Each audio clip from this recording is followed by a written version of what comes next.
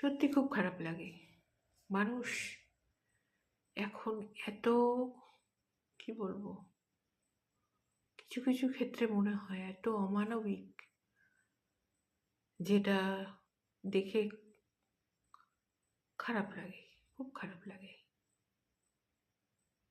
যখন দেখছিলাম যে রাহুল অরুণোদয় বন্দ্যোপাধ্যায় চলে গেছে এবং তার স্ত্রী প্রিয়াঙ্কা চারিদিকে দৌড়াচ্ছে, তার মুখের উপরে ক্যামেরাটাকে ধরে রেখেছে, তার এক্সপ্রেশন, চোখ দিয়ে জল পড়ছে না একটু একটু এরম করছে মুখটা, কি করছে সেই সারাক্ষণ ক্যামেরাটা ধরে রয়েছে। সত্যি মনে হয় না এটা অমানবিক? একটা মানুষ চলে গেছে, তার প্রিয়জন, তারপরে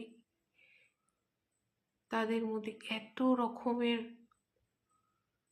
অসুবিধা সুবিধা, তারপরে এত সব কিছু, তারপরে সেই মানুষটাকে আরো চুলচেরা বিশ্লেষণ করার জন্য মুখের ওপর ক্যামেরাটা ধরে থাকছে। কিছু মানুষ সেটাকেও বিশ্লেষণ করছে, চোখ দিয়ে জল পড়ছে না। কত জল পড়বে? সারাক্ষণ কেউ জল পড়তে পারে? কারোর পরে ভিতরটা তো অনেকের অনেক রকম যন্ত্রণায় ভরা, কিন্তু সবার কি চোখে সারাক্ষণ জল পড়ছে? পড়ছে না, পড়ে সবসময় জল। চোখের জলও অনেক সময় অনেকে শুকিয়ে যায় পড়তে পড়তে যন্ত্রণায়। কিন্তু এই অমানবিকতা, সারাক্ষণ তার মুখের উপরে ক্যামেরাটাকে ধরে রয়েছে, এটা কি ধরনের মানবিক বিচার?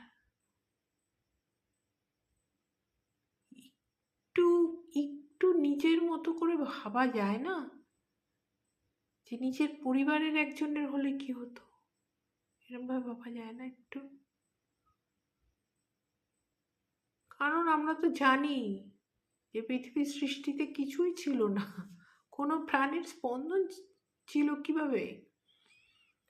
তাহলে তো আমরা একে অপরের সত্যিই আত্মীয়।